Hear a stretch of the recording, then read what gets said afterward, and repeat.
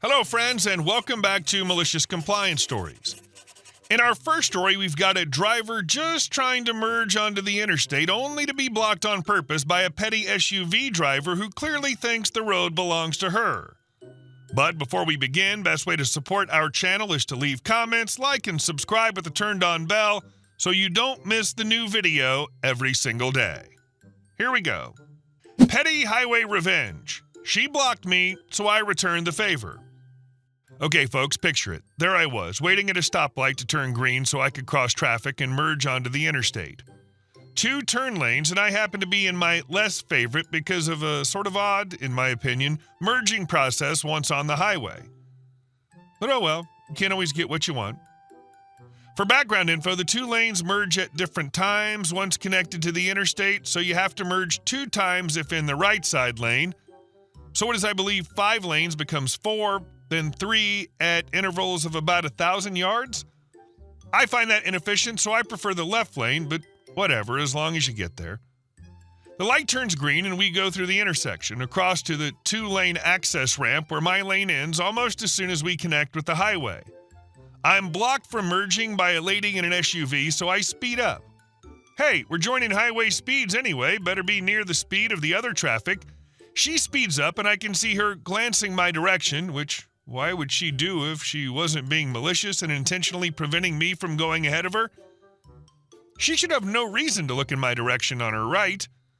Well, it's a bit annoying, but whatever. I brake, go behind her, and then merge to the lane just left of her. This was as far as I could go because of other traffic in the next lane. Honestly, would have preferred to get further over and give other cars space for merging and to get away from an obvious turd of a driver, but again, you don't always get what you want.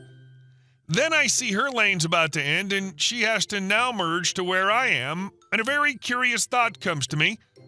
I wonder what she'll do if I treat her the same way she just treated me. So as she speeds up, so do I. I match her speed until the lane is almost ending, and then I glanced over and see her and presumably a teenage daughter both yelling at me and gesturing wildly. Absolutely outraged that I would dare not let them merge. And guess what happened? She had to slow down and go behind and around me like I had just been forced to do. Human nature is so interesting. She literally had just done the exact same thing to me, and I didn't make a big deal about it. But how funny that she was so angry when she got her comeuppance. What I had was a nice little drive with a happy little smile all the way. So petty. And so pleased. It's wild how quickly some people forget what they did 5 seconds ago. If you can't handle being on the receiving end of your own behavior, maybe don't dish it out. But no, self-awareness left the building the moment she floored it and blocked the merge. And our second story. He stole their pizza, gas, and car plate, but karma came with pearls and a power suit. My neighbors, let's call them Helen and Frank, are awesome people. Kind, giving, plus fun to be around. Helen makes the best strawberry rhubarb pie I've ever tasted. Not relevant to the story, just dropping not-so-subtle hints. Both of them work hard to provide for their family, which gets challenging at times because of one of their children's illness. At one point, Frank and Helen decided it would be a good idea to sublet lower level of their house to get some extra income. Our neighborhood is quite conveniently located. We have an office campus at one end, and downtown area of our town is just 2 blocks away from the other end. Basically walking distance. Getting a tenant at a good rate should not be a problem, but Helen has safety concerns because of the kids. Main house and tenant's quarters have separate entrances, but still shared yard, shared driveway. For peace of Helen's mind, they decide to first start looking among friends and family so as not to let a complete stranger into their home, and tenant they find. Helen's cousin's son, Danny, has just gotten a job at a firm located nearby, so it'd be great for him to start living on his own at a ripe old age of 34. In hindsight, should have been a red flag. They come to an agreement, and on paper, everything's great. First 3 months go by without an issue. Then things start getting weird. Danny can be found home at all hours of the day, sleeping, playing video games, or entertaining strangers or visiting at odd hours. Rent's 2 weeks late. Frank confronts Danny about it, and you guessed it, turns out Danny lost his job, but he has something else lined up, so he just needs a few days. A few days go by and still no rent. Danny explains he had to get a car to get to his new place of employment. Frank is understanding, and 2 weeks later, oh joy, Danny pays what's due up to date. Months go by, and the history repeats itself. Danny loses job, rents late again, Frank researches his legal remedies, but since Danny is a distant relative, he resolves to just letting the lease lapse rather than terminate it. Only things are getting worse. Helen's car breaks down and they don't have the funds to fix it right away, so it's being stowed away in garage while they carpool. Danny starts borrowing without asking. First, it's small things, vegetables from the patch and backyard, pizza prepaid with credit card getting intercepted.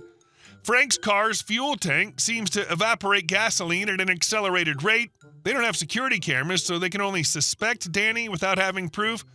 Then Helen and Frank start getting tickets in the mail for a car that's sitting in a garage for over 3 months. Parking, skipped expressway toll.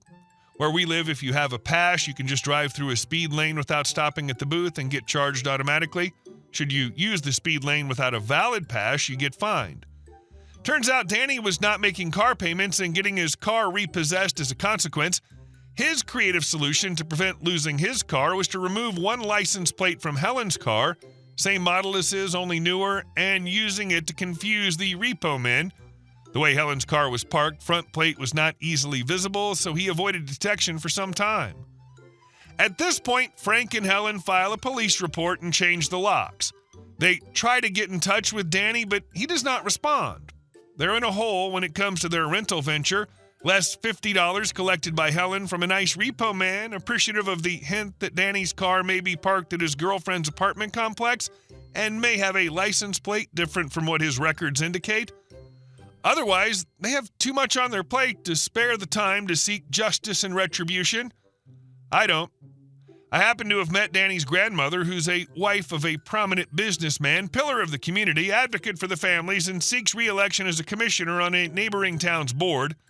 I attend a luncheon for some cause or another and take care to get seated at the same table as Mrs. Commissioner.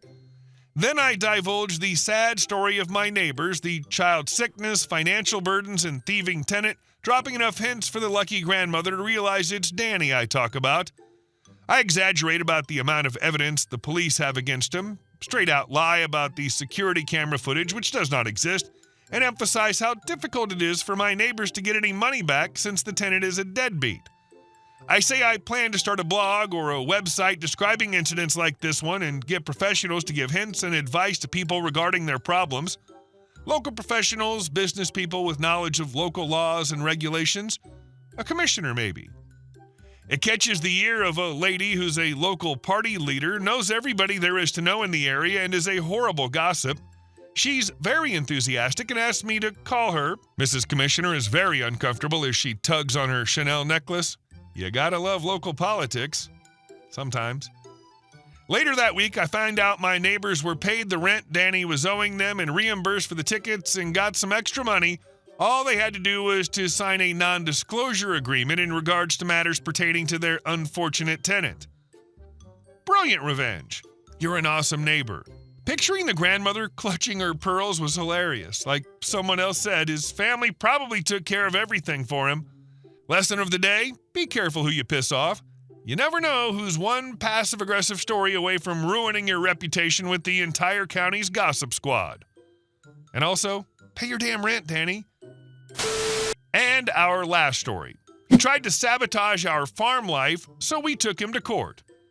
We live on a small farm tucked down a gravel lane that we unfortunately share with one other family.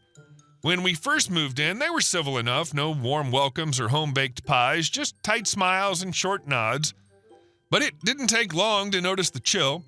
See, we later learned that they used to own the full length of the property on both sides of the drive, ours included. About a decade back, they fell on some financial hardship and sold off our parcel to stay afloat.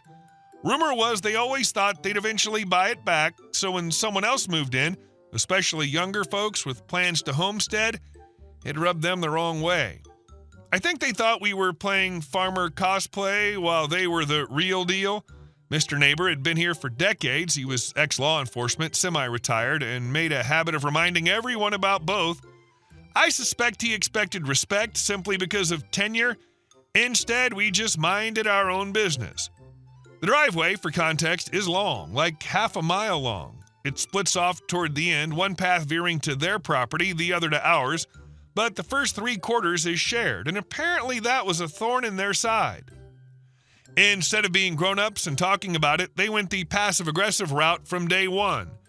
It started with little things, parking in the narrowest part of the drive and forgetting to move, blasting country radio when we were unloading supplies, accidentally trimming our hedges. My wife once baked muffins to smooth things over. Mrs. Neighbor just turned them away with a fake smile and "we're watching our sugar." But the real kicker? A few months ago, I started finding screws and nails scattered just after the split in the section only we drive. At first, I figured maybe something fell off one of our trucks, but it kept happening. Same spots, same hardware, rusted, pointed, deliberate. I installed a trail cam aimed discreetly at the stretch of driveway where the debris kept showing up. A full week went by, more screws, no footage. So I repositioned the cam farther back, just in case. 3 days later, jackpot! Mr. Neighbor, coffee mug in hand, strolling up and down the drive before dawn, flicking nails into the gravel like he was seasoning a cast iron skillet. Could have gone ballistic, but I had a better idea. I dug out our old bald tires, patched too many times to count, slapped them on both our vehicles, and spent 2 days driving up and down the drive. My wife thought I was losing it until I showed her the mess of shredded rubber we'd racked up. Unusable. All of it. Perfect. We took them to the dealership and got premium replacements, alignment, balancing, full warranty, almost $2,300 altogether. Then we went to small claims court. I brought everything. Trail cam footage, time-stamped close-up photos of the tires and nails, the dealership invoice, a timeline of incidents. My wife testified about the accidental driveway blockings, the weird tension, the time Mrs. Neighbor told her, "Some people just don't belong out here." They tried to deny everything. Neighbor said the footage was out of context, and his wife claimed maybe our contractor dropped the nails. But the judge wasn't buying it, especially not after watching the video of a grown man deliberately tossing nails in a clear pattern. We got the full amount, plus court fees. After court, I handed the footage to the sheriff's office and filed a formal report for property damage and reckless endangerment. No criminal charges, but we heard through the grapevine that the neighbors got a stern warning and a nice little permanent note in their file. That's when we cut our own driveway through the back end of the property. Cost a bit, sure, but worth every penny to never have to share a road or a second of oxygen with those two again. We even installed a cedar gate with a motion light and a sign that reads, "Private drive, smile for the camera." Man, this is small-town pettiness at its finest. Honestly, nothing feels better than watching people who act like the sheriff of dirt road drama get absolutely wrecked by facts, evidence, and a well-worded court filing. Mr. "I've lived here forever" really got served. In both meanings of the word. Hey guys, thank you all for watching the video. I'll see you in the next one.